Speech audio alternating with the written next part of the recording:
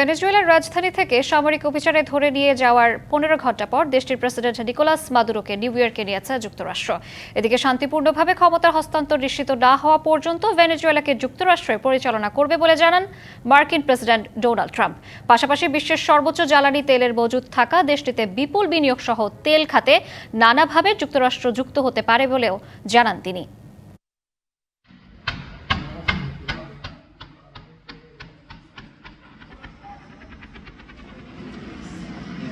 Mira, pero ven acá, no se metan para acá, porque no saben lo que hay ahí que se trate.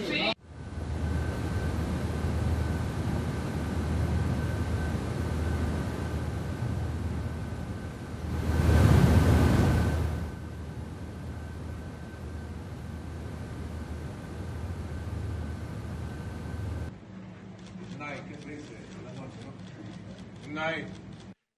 Having somebody else get in, and we have the same situation that we had for the last long period of years. Todo dentro de la Constitución. স্থানীয় সময় শুক্রবার রাতে ভেনেজুয়েলার সামরিক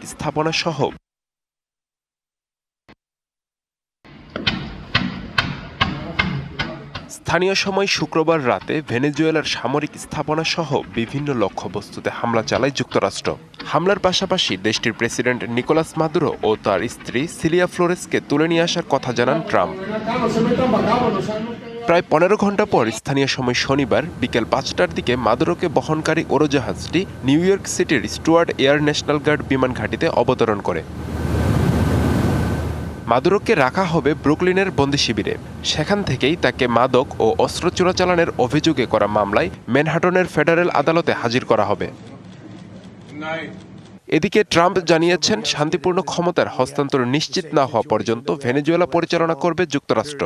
তবে দেশটির vice president Delcy রদ্রিগেজকে অন্তর্বর্তী প্রেসিডেন্টের দায়িত্ব নিতে হবে বলে রায় দিয়েছে ভেনেজুয়েলার সুপ্রিম কোর্ট। ট্রাম্প আগেই জানিয়েছেন রদ্রিগেজ মার্কিন চাহিদা অনুযায়ী কাজ করলে দেশটিতে সেনা মোতায়েন করবে না যুক্তরাষ্ট্র।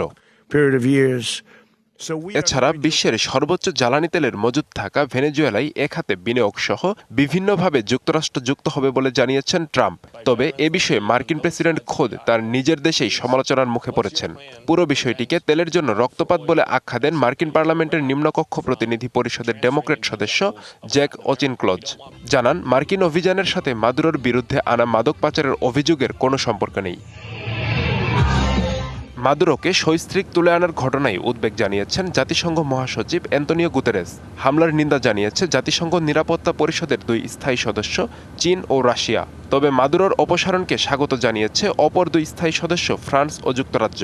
সংকট নিরসনে মধ্যস্থতার প্রস্তাব দিয়েছে স্পেন। আব্দুল আল মারুফ, ডিবিসি নিউজ ডেস্ক। ত্রয়োদশ জাতীয় সংসদ নির্বাচনে মনোনয়নপত্র যাচাই বাছাই কার্যক্রমের শেষ দিন আজ। গতকাল রাজধানীর সেগুনবাগিচায় ঢাকায় বিভাগীয় কমিশনারের কার্যালয় সহ সারা দেশে প্রার্থীদের মনোনয়ন যাচাই বাছাইয়ের কাজ চলে। হেভিওয়েট প্রার্থীদের মধ্যে ঢাকা 17 আসনে বিএনপির ভারপ্রাপ্ত চেয়ারম্যান তারেক রহমানের প্রার্থিতা বৈধ ঘোষণা করা হয়। নাগরিক ঐক্যের সভাপতি মাহমুদুর রহমান বান্নার মনোনয়ন বগুড়ায় বাতিল হলেও ঢাকায় বৈধ ঘোষণা করা হয়েছে। এদিকে বাতিল হয়েছে ঢাকা 9 আসনের স্বতন্ত্র প্রার্থী তাসনিম জারার মনোনয়নপত্র। ঢাকা মহানগরের 13টি আসনে 119 জনের মনোনয়নপত্র বৈধ এবং 54টি বাতিল এবং একটি স্থগিত করা হয়েছে। যাদের মনোনয়নপত্র বাতিল হয়েছে তারা আগামীকাল থেকে 9 জানুয়ারির মধ্যে আপিল করতে পারবেন। আপিল নিষ্পত্তি করা হবে 18 জানুয়ারির মধ্যে।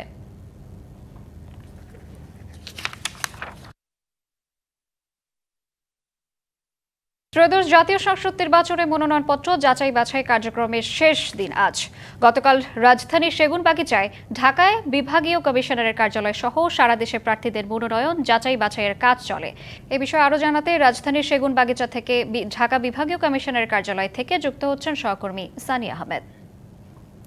সানি, আজ তো শেষ যাচাই বাছাইয়ের শেষ দিন, রীতি অনুযায়ী এর পরবর্তী কার্যক্রম কি হতে পারে, কি অবস্থা দেখছেন জানাবেন। ত্রয়োদশ জাতীয় সংসদ নির্বাচনকে সামনে রেখে যে নির্বাচনে দাঁড়ানো যে প্রার্থীদের যাচাই বাছাইয়ের আজকে শেষ সময়, এই শেষ সময়কে ঘিরে এখনও প্রস্তুতি চলছে এবং আপনি জানেন যে গতকাল সব ধরনের প্রার্থীদের প্রায় অধিকাংশ প্রার্থীদেরই যাচাই বাছাই শেষ হয়েছে এবং এই মুহূর্তে এখনও এখানে 2-1 প্রার্থী আসছেন। এবং আমি যদি আপনাকে জানাই যে দেশের 300 সংসদীয় আসনে রিটার্নিং কর্মকর্তার মাধ্যমে চলমান এই কার্যক্রম শেষে নির্বাচন কমিশন প্রকাশ করবে কতটি মনোনয়নপত্র বৈধ এবং কতটি বাতিল করা হয়েছে। তফসিল অনুযায়ী প্রার্থীতা প্রত্যাহারের শেষ সময়ে 20 জানুয়ারি এবং 21 জানুয়ারি প্রতীক বরাদ্দ দেওয়া হবে।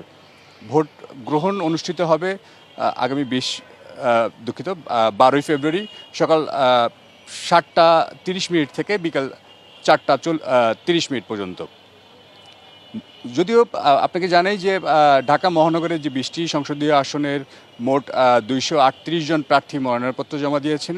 এর মধ্যে 161 জনের মনোনয়ন এরই মধ্যে বৈধ বলে ঘোষণা করা হয়েছে এবং 81 জনের বাতিল এবং একজনের মনোনয়ন স্থগিত করা হয়েছে বিভাগীয় কমিশনের কার্যালয়ে সেগুনবাগিচা যে রিটার্নিং অফিসারের কার্যালয় থেকে। এখান থেকে একজনকে বাতিল করা হয়েছে এবং ঢাকা জেলা ভবনের যে সেখান থেকে একজনকে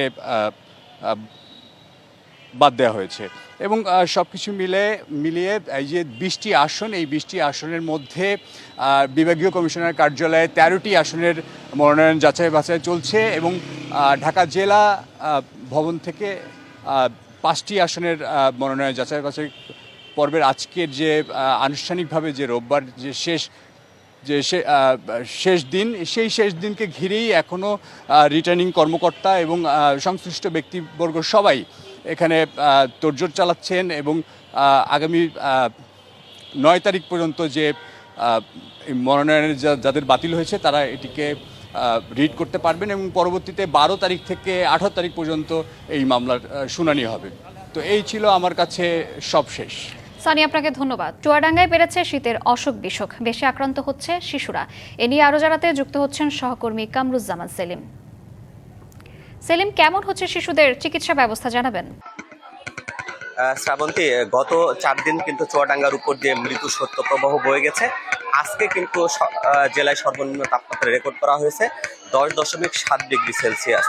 আর এই প্রচণ্ড শীতের কারণে চুয়াডাঙ্গায় কিন্তু যে সদর হসপিটালটি রয়েছে, আমার পিছনে দেখতে পাচ্ছেন, এই সদর হসপিটালের যে ডায়রিয়া ওয়ার্ডটি রয়েছে সেই ডায়রিয়া ওয়ার্ড একদম কানায় পূর্ণ।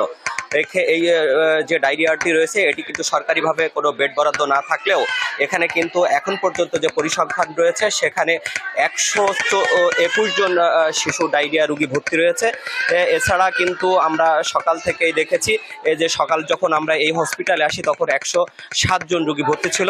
এর মধ্যে কিছুক্ষণের মধ্যে প্রায় 14 জন বাচ্চা ভর্তি হয়েছে, তার অধিকাংশই কিন্তু ডায়রিয়া। আমরা হাসপাতাল কর্তৃপক্ষ যারা রয়েছে তাদের সাথে কথা বলেছি, তারা যেটি বলছে আসলে ধারণ ক্ষমতার চেয়ে 5 থেকে 7 গুণ রোগী ভর্তি থাকছে। এই কারণে কিন্তু এখানে চিকিৎসক নার্স যারা রয়েছে তাদের কিন্তু এই চিকিৎসা দিতে বেশ বেগ পেতে হচ্ছে, কারণ একই সময়ে অনেকগুলো রোগী আসলে কিন্তু তারা একই সাথে সব রোগীর চিকিৎসা দিতে পারছে না। এছাড়া আমরা দেখেছি বেড না পেয়ে অনেক শিশু কিন্তু তারা কিন্তু ফ্লোরে কিন্তু জায়গা হয়েছে। এই কারণে কিন্তু আরও সুস্থ হওয়ার চেয়ে আসলে কিন্তু বেশি অসুস্থ হয়ে পড়ছে। চিকিৎসকরা যেটি আরও বলছে যে আসলে চুয়াডাঙ্গাতে এই মুহূর্তে কিন্তু যে শীতের তীব্রতা, সেই শীতের তীব্রতার কারণে যে রোটা ভাইরাস, সেই রোটা ভাইরাসের কারণেই কিন্তু বাচ্চাদের বেশি কিন্তু হচ্ছে ডায়রিয়া হচ্ছে। এখানে কিন্তু যে বয়স্ক রোগী রয়েছে মোট 5 জন বয়স্ক রোগীতে ডায়রিয়া ভর্তি হয়েছে। এর বেশিরভাগই কিন্তু হচ্ছে বাচ্চা। তো এখানে আমরা এই হাসপাতালের যে চিত্রটা দেখেছি এখানে কিন্তু একেবারে কানায় পূর্ণ হয়েছে শিশু রোগী এবং যার বেশিরভাগই কিন্তু ডায়রিয়া। তো শ্রাবন্তী, এই ছিল চুয়াডাঙ্গা সদর হসপিটাল থেকে ডায়রিয়ার সর্বশেষ পরিস্থিতি। সেলিম, আপনাকে ধন্যবাদ। খুলনা থেকে রিটার্নিং কর্মকর্তা কথা বলছেন, আমরা চলে যাচ্ছি সরাসরি সেখানে। দলীয় প্রার্থীদের মধ্যে এসেনশিয়াল যেসব কাগজ, যেমন আপনার আয়কর রিটার্ন, যেটি তারা সময় মতো দাখিল করতে পারেননি, আর আরেকজনের ঋণ খেলাপিও পাওয়া গিয়েছে। সেটি উনি যদিও বলেন যে উনি ঋণ খেলাপি না, কিন্তু বাংলাদেশ ব্যাংকের সিআইবি রিপোর্ট অনুযায়ী আমরা তাকে বাতিল করতে বাধ্য হয়েছি। আরেকজন ছিলেন, তিনি হলফনামায় অঙ্গীকার উল্লেখ করেছিলেন যে তিনি এসএসসি পাস, কিন্তু কোনো ক্ষেত্রে উনি সেই সার্টিফিকেট উনি আমাদেরকে দেখাতে পারেন নাই এবং আরপিও অনুযায়ী এটি কিন্তু গ্রহণযোগ্য নয়। সেই ক্ষেত্রে একজন বাতিল হয়েছে। রাজনৈতিক দলের বাদ সংখ্যাটা হয়তো 2 কি 3 জন হবে বোধহয়, এরকম। 3 জন। জাতীয় পার্টির 2 জন আর ইসলামী আন্দোলনের 1 জন। দাখিল তো আপনাকে বললাম, খুলনাতে টোটাল 46 আমরা পেয়েছিলাম, আর বাতিল হয়েছে 11 জনের, আর বৈধ হয়েছে 35 জনের। সেটা আমি বলেছি, ইতিমধ্যে বলেছি। কারণ হলো স্বতন্ত্র প্রার্থীদের ক্ষেত্রে সমর্থন যাচাই প্রতিবেদনে নেগেটিভ পাওয়া গিয়েছে, আর রাজনৈতিক দলের প্রার্থীদের ক্ষেত্রে তাদের পার্সোনালি কিছু কিছু ডকুমেন্ট শর্টেজ ছিল, যেমন তারা ট্যাক্স রিটার্ন জমা দিতে পারেন নাই সময় মতো। এটি খুবই এসেনশিয়াল, আরপি অনুযায়ী আমরা সেটি বাতিল করেছি। আর একজন প্রার্থী তিনি ব্যাংক ডিফল্টার ছিলেন, সিআইবি রিপোর্ট খেলাপি ঋণের ছিলেন। জি,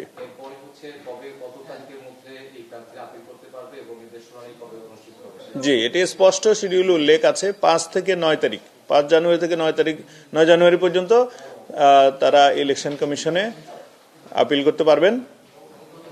এরপরে প্রতীক বরাদ্দ হচ্ছে আগামী 21শে জানুয়ারি। সেখানে আমাদের প্রার্থীগণ প্রতীক বরাদ্দের জন্য আসবেন এবং স্ব ক্ষেত্রে তারা নির্বাচনী ইশতেহার পাঠ করে এখানে সকলের সামনে শোনাতে পারবেন 21শে জানুয়ারি। আর 20 জানুয়ারি হচ্ছে প্রার্থিতা প্রত্যাহারের শেষ দিন। প্রার্থীকে স্বয়ং এসে রিটার্নিং অফিসারের কাছে প্রার্থীকে প্রত্যাহার করতে হবে। আরএফএল ওয়াট্রো যত্নে রাখতে জানি। ইনসেক্ট রিপেলেন্ট মাস্টার ব্যাচ যুক্ত আরএফএল ওয়াট্রো, কাপড় যত্নে রাখার নাম্বার 1 সলিউশন। ত্রয়োদশ সংসদ নির্বাচনে 3টি আসন থেকে প্রার্থী হয়েছিলেন বিএনপি চেয়ারপারসন। নির্বাচনে কখনো পরাজিত না হওয়া খালেদা জিয়ার মৃত্যু বড় ধাক্কা দলটির জন্য। তবে আসন 3টির বিএনপির মনোনীত প্রার্থীরা জানালেন ধানের শীষের শক্ত অবস্থানের কথা। বেগম জিয়ার সম্মানে ধানের শীষকে জেতাতে প্রস্তুত দলের নেতাকর্মীরাও। এবার বগুড়া 7, ফেনী 1 ও দিনাজপুর 3 আসন থেকে নির্বাচন করার কথা ছিল চিরনিদ্রায় শায়িত বেগম খালেদা জিয়ার। তার চিরপ্রস্থানে বিএনপিকে আসন 3টিতে ভরসা রাখতে হচ্ছে বিকল্প প্রার্থীতে। বিএনপির ঘাঁটিখ্যাত বগুড়া 7 আসন। শহীদ রাষ্ট্রপতি জিয়াউর রহমানের জন্মভূমিতে 5 বার নির্বাচন করে প্রতিবারই বিপুল ভোটে জয় পান আপসীর নেত্রী খালেদা জিয়া। আবারও প্রিয় নেত্রীর প্রার্থিতার খবরে আশায় বুক বেঁধেছিলেন নেতাকর্মী ও সাধারণ মানুষ। তবে বাংলার আকাশের ধ্রুবতারা খালেদা জিয়ার মৃত্যুতে আশাহত হন তারা। তাই ধানের শীষের পক্ষে গণজোয়ার তোলে ভোটের লড়াই জয়ী হয়ে তাদের প্রিয় নেত্রীকে উৎসর্গ করতে মরিয়া বগুড়াবাসী। তার যে রেখে যাওয়া আদর্শ, চেতনা, অনুপ্রেরণা, এটি আমাদেরকে অনুপ্রাণিত করবে। আমাদের প্রার্থী তো রয়েছে, সাধারণ মানুষ তারা মনে করে বেগম খালেদা জিয়াকে ভোট দিচ্ছে।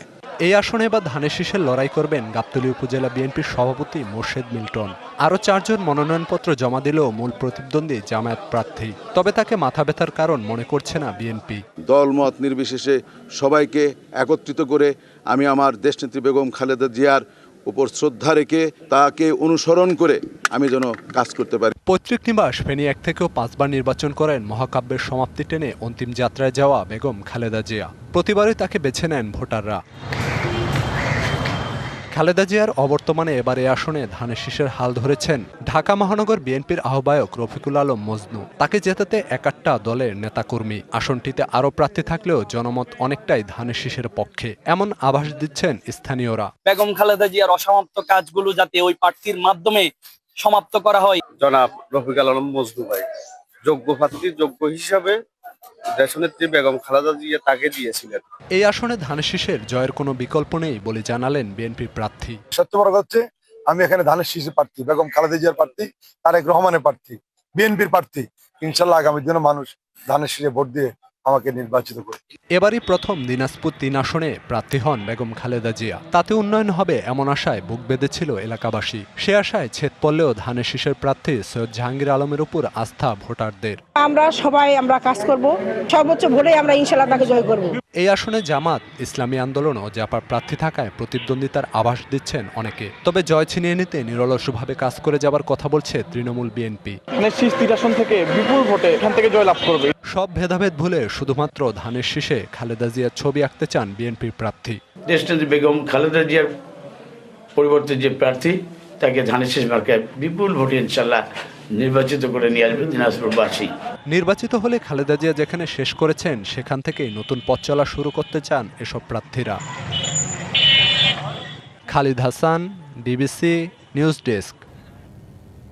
শুধু বিএনপি নয়, তারেক রহমানের স্বদেশ প্রত্যাবর্তন স্বস্তি এনে দিয়েছে বাংলাদেশকেই, এমন মন্তব্য করে বিশ্লেষকরা বলছেন তার এই ফিরে আসা যেমন আশাব্যঞ্জক, তেমনি আগামীর বাংলাদেশের পথে বড় চ্যালেঞ্জিং। শুধু কি তাই, রাজনৈতিক, অর্থনৈতিক, কূটনৈতিক এবং শান্তি প্রতিষ্ঠায় চ্যালেঞ্জের পাশাপাশি আছে দল ছাপিয়ে দেশি বিদেশি নানা ষড়যন্ত্র মোকাবেলার লড়াইও। আর সবশেষ পাকে হারানোর পর সামনে আরও দৃঢ়তার সাথে এইসব চ্যালেঞ্জ মোকাবেলা করতে হবে তারেক রহমানকে। মায়ের পথ যেখানে শেষ হয়েছে সেখান থেকেই নতুন করে শুরু করার প্রত্যয় ব্যক্ত করেন তিনি। সব শঙ্কা আর অনিশ্চয়তাকে উড়িয়ে 17 বছরের নির্বাসিত জীবনের ইতি টেনে বৃহস্পতিবার দেশে ফেরেন বিএনপির ভারপ্রাপ্ত চেয়ারম্যান তারেক রহমান। বিমানবন্দর থেকে নেমে ওদিনই গণসংবর্ধনায় দেয়া বক্তব্যে দেশ ও দেশের মানুষের জন্য নানা বার্তা দেন তিনি। I have a plan for the people of my country, for my country. নানা ঝুঁকি আর সংকটের মধ্যে তারেক রহমানের দেশে ফেরা ছিল এক বড় চ্যালেঞ্জ। বিশ্লেষকরা বলছেন সামনের পথটি তার জন্য বড়ই বন্ধুর। আমার মনে হয় যে তারেক জিয়ার এই 17 বছর it is not a big loss. আমি মনে করি তার দলের জন্য বড় লস না। আমি মনে করি তিনি একটা ভালো নেতা হিসেবে তিনি দেশেই ফিরছেন বলে আমার মনে হয়। যে তিনি কি দলের নেতা, তিনি দেশের নেতা কিনা, তো সেটা তিনি দেশের নেতা তখনই প্রমাণিত হবে যখন তিনি এখন তার প্রমাণ করার টাইমটাই শুরু হলো। তাকে প্রমাণ করতে হবে যে দেশের অর্থনৈতিক উন্নয়নের ক্ষেত্রে তিনি নতুন কিছু নিয়ে আসতেছেন। তাকে প্রমাণ করতে হবে দেশের রাজনৈতিক উন্নয়নের ক্ষেত্রে তিনি এমনভাবে ভাবছেন যা কেউ ভাবে না। তাকে প্রমাণ করতে হবে যে এই দেশের দারিদ্র্য বিমোচনের ক্ষেত্রে তিনি এমনভাবে ভাবছেন যা অন্যরা কেউ ভাবে না। কেউ কেউ মনে করেন সামনের দিনগুলোতে তারেক রহমানকে মোকাবিলা করতে হবে নানামুখী ষড়যন্ত্র। দলীয় বৃত্তের বাইরেও বিভিন্ন জনের সঙ্গে কথাবার্তা বলে, যেটাকে বলে জাতির নাড়ির খবরটা বোঝা, সেই চেষ্টাটা ওনাকে করতে হবে এবং সেই অনুযায়ী, সেই পালস অনুযায়ী তাকে কথাবার্তা বলতে হবে, নীতি নির্ধারণ করতে হবে, পদক্ষেপ নিতে হবে। এইটাই হচ্ছে তার জন্য একটা বড় চ্যালেঞ্জ। অনেকের মতে দুর্নীতিমুক্ত বাংলাদেশ গড়াই হবে বড় চ্যালেঞ্জ। দুর্নীতির বিরুদ্ধে শূন্য সহনশীলতার ঘোষণা তারা বলছেন, প্রায় সকলেই বলবেন, কিন্তু এটা মানে দৃষ্টান্তমূলকভাবে বাস্তবে রূপান্তর করতে হবে। কারোর প্রতি ভয় করুণা না করে নিজের দলের মধ্যে থেকে সেটা শুরু করতে হবে। মঙ্গলবার চিকিৎসাধীন অবস্থায় বিএনপি চেয়ারপারসন সাবেক প্রধানমন্ত্রী বেগম খালেদা জিয়ার মৃত্যু হলে মাথার উপর ছায়া কমে যায় তারেক রহমানের। ফলে এইসব চ্যালেঞ্জ তার জন্য আরও কঠিন ও বন্ধুর হবে বলে মনে করছেন অনেকে। তবে মায়ের শেষ সেখান থেকে শুরু করতে হলে নিতে হবে অতি সতর্কতা, মোকাবেলা করতে হবে দৃঢ়তার সাথে, এমনটাই মত বিশ্লেষকদের। তবে ভবিষ্যতের জন্য তারেক রহমানকে দল ছাপিয়ে হয়ে উঠতে হবে দেশের নেতা, এমনটাই বলছেন বিশ্লেষকরা। শোককে পরিণত করতে হবে শক্তিতে। মায়ের অনুপ্রেরণা আর বাবার আদর্শ নিয়ে কত দ্রুত সেটি সম্ভব করতে পারেন তিনি, সেদিকেই তাকিয়ে আছে বাংলাদেশ। আমরা আমাদের দেশটাকে নতুন করে গড়ে তোলার চেষ্টা করি। মনিরুল সোহাগ, ডিবিসি নিউজ, ঢাকা। রাজধানীর নয়াপল্টনের বিএনপির কেন্দ্রীয় কার্যালয়টি জাতীয়তাবাদী রাজনীতির আঁতুড়ঘর। এই কার্যালয় ঘিরে রাজনৈতিক আড্ডায় মুখর থাকত পল্টনের অলিগলি, কিন্তু আপসহীন নেত্রী, বাংলাদেশের রাজনীতির ধ্রুবতারা খালেদা জিয়ার মহাকাল যাত্রায় সেখানে এখন বেদনার সুর। সেই সুর ফুটে উঠেছে দলের নেতাকর্মী, সমর্থক, শুভানুধ্যায়ী ও পথচারীদের স্মৃতিচারণ শোক বইয়ের পাতায় পাতায়। গভীর নিস্তব্ধতায় নিমজ্জিত বেগম জিয়ার বাসভবন ফিরোজা, গুলশান কার্যালয় সহ 196 নম্বর বাড়িটিও। দলের প্রতিষ্ঠাতা শহীদ রাষ্ট্রপতি জিয়াউর রহমানের কবরের পাশে চিরনিদ্রায় শয়িত বাংলাদেশের রাজনীতির ধ্রুবতারা বেগম খালেদা জিয়া 25শে ডিসেম্বর নিজের রাজস্বিক প্রত্যাবর্তনের পর বুধবার গোধূলি লগ্নে দেশের মানুষকে সাথে নিয়ে কাব্যিক এক মহাকালের জবনিকায় সামিল হন ছেলে তারেক রহমান। বেগম খালেদা জিয়াকে শেষ শ্রদ্ধা জানাতে মানিক মিয়া অ্যাভিনিউ ছাপিয়ে আশেপাশের বিস্তীর্ণ এলাকা জুড়ে এক কাতারে সামিল অগণিত মানুষ। স্মরণকালে সর্ববৃহৎ জানাজায় তার কফিনের পেছনে দাঁড়ায় পুরো বাংলাদেশ। খালেদা জিয়ার শূন্যতায় দলের কেন্দ্রীয় কার্যালয়ে এখন বেদনার সুর, নেই আগের উচ্ছ্বাস। শ্রদ্ধা জানিয়ে শোক বইয়ে সই করছেন সর্বস্তরের মানুষ। শোক বইয়ের অনুভূতি প্রকাশের বেশিরভাগ ভাষাই কাছাকাছি। বাংলাদেশের ইতিহাসে প্রথম নারী প্রধানমন্ত্রী বেগম খালেদা জিয়াকে হারিয়ে আমরা অভিভাবক শূন্য হয়ে গেলাম। তার শূন্যস্থান কখনো পূরণ হবে না। মহান সৃষ্টিকর্তা ওনাকে জান্নাতুল ফেরদাউস দান করুন। বেগম খালেদা জিয়ার গুলশান কার্যালয়ে এখনও উঠছে কালো পতাকা। সেখানেও বেদনাবিধুর পরিবেশ। অর্ধনমিত রাখা হয়েছে দলীয় ও জাতীয় পতাকা। নেতাকর্মীদের পদচারণায় যে কার্যালয় থাকত উৎসব মুখর, সেখানে নেমে এসেছে নিস্তব্ধতা। গুলশান কার্যালয়ের মতো শোকাচ্ছন্ন বাসভবন ফিরোজাও সবকিছু আগের মতোই আছে, শুধু নেই বাড়ির প্রিয় মানুষটি, যে বাড়িতে আর পড়বে না তার পায়ের চিহ্ন। নিরাপত্তা কর্মী থেকে শুরু করে সবাই যেন ঢেকে আছে বেদনার ছায়ায়। প্রহরী ছাউনিও রয়েছে ঠিক আগের মতোই। ৪০ বছর আগে শহীদ রাষ্ট্রপতি জিয়াউর রহমানের ঢাকা সেনানিবাসের বাসভবনে ভালোবাসার পরশ নিয়ে যারা ছিলেন, তাদের অনেকেই এখনো আগলে রেখেছেন ফিরোজা। খালেদা জিয়া যেখানে শেষ করেছেন, সেখান থেকেই শুরু করতে চায় বিএনপি। শোককে শক্তিতে পরিণত করে নতুন এই পথ চলায় অনুপ্রেরণা হতে পারে গণতন্ত্রের প্রতিষ্ঠায় খালেদা জিয়ার হার না মানা ৪৩ বছরের আপোষহীন সংগ্রামী জীবন, বলছেন অনেকে। আসিফ খান, ডিবিসি নিউজ।